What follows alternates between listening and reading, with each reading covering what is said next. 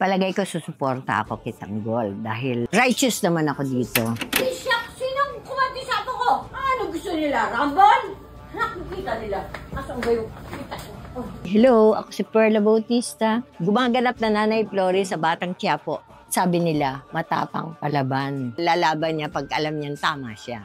Lumalabas lang sa bibig ko, puro pera. May tinutumbok na tama. Ibang parte ng pamilya, mali. Lalaban yung tama. Andun lang makikita yung labanan ng tama at mali. Palagay ko susuporta ako kay Tanggol dahil righteous naman ako dito. Kung yung mga tao sa paligid nasa kaliwa, andito ako sa right. Excited. Nanonood ako lagi dito. Inaabangan ko to. Yung mga tricycle driver doon sa amin pag namamalengke ako. Tatanong nila itong Batang Quiapo kung kailan ako lalabas. Di natupad na. Eto na. Abangan niyo ako gabi-gabi. Makita niyo yung tapang.